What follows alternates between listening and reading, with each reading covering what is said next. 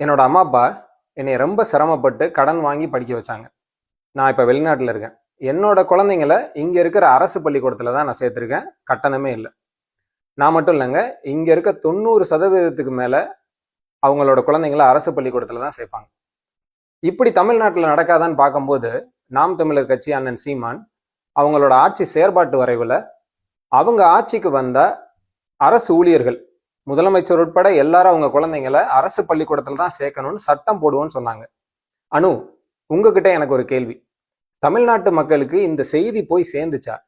இல்லை இந்த செய்தி போனாலும் அவங்க தேர்தல் நேரத்தில் கிடைக்கிற 1000 500 போதும்னு நினைக்கிறாங்களா? அவங்க லட்சக்கணக்கில் தனியார் பள்ளிக்கூடத்திலே கட்டி நாங்கள் படிக்க வச்சுக்கிறோன்ற நிலையில இருக்காங்களா? நீங்க அந்த களத்தில் இருக்கனால சொல்லுங்க. நீங்க கேட்ட கேள்விக்கு இதுல பதில் இருக்கு. இதை நான் சுருக்கமா உங்கள்கிட்ட பதிவு பண்றேன். உங்க நாட்டை போலவே தமிழ்நாட்டிலையும் அரசாங்க பள்ளிக்கூடங்கள் இருக்கு. ஆனா நாளுக்கு நாள் அரசாங்க பள்ளியை நோக்கி வர்ற மாணவர்களின் எண்ணிக்கை குறையுது.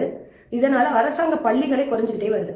இது மக்களிடையே எந்த மாதிரி ஒரு கருத்துக்களை விதைச்சிருக்காங்கன்னா, அரசாங்க பள்ளியில படிக்கிற மாணவர்கள் தரமற்ற வெளியே வர்றதாகவும், தனியார் பள்ளியில தரமான கல்வி சொல்லிக் கொடுக்கறதாகவும் மக்களிடையே தவறான ஒரு கருத்துக்களை விதைச்சிருக்காங்க. சம்பாதிக்கிற பணத்துல பாதி அளவு கல்விக்கு தான் செலவழிக்கிறோம். ஏன் சொல்ல போனா, சில பெற்றோர்கள் கடன் வாங்கி பிள்ளைங்களை படிக்க வைக்கிறாங்க.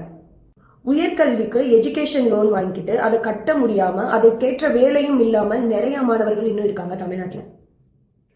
தமிழ்நாட்டுல கல்வி சமமா கிடைக்கல. உயர் வர்க்கத்துக்கு ஒரு மாதிரியும் ஏழை மக்களுக்கு ஒரு மாதிரியும் தான் கிடைக்குது.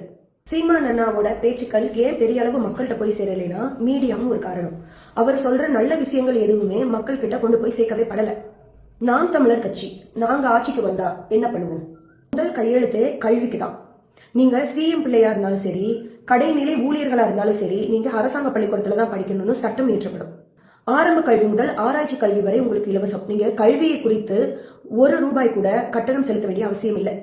வாழ்க்கையில அதிக பணம் செலவழிக்கிறதுன்னு பாத்தீங்கன்னா கல்வியிலையும் மருத்துவத்திலையும் தான். உங்களுக்கு தரமானதா கொடுக்கப்பட்டதுன்னா அந்த காசை நீங்க வேற எதற்காகவும் பயன்படுத்திக் கொள்ளலாம். 1000 500 போதும். 5 வருஷத்துக்கு இதை வச்சு உங்களால வாழ முடியுமா? கல்வி கட்டணம் கட்ட முடியுமா? அதை நீங்க சிந்திக்கணும். எந்த தலைவர்களாவதும் கல்வியை தரமா அரசாங்க பள்ளியை உயர்த்துவோம்னு சொல்லியிருக்காங்களா? மக்கள் நீங்க தான் சிந்திக்கணும். உங்களுக்கு 500 1000 போதுமா, இல்ல உங்களுடைய வருங்கால பிள்ளைகள், உங்கள் வருங்கால தலைமுறைக்கு சிறந்த கல்வி கொடுக்கணுமா, நீங்க தான் முடிவு பண்ணணும்.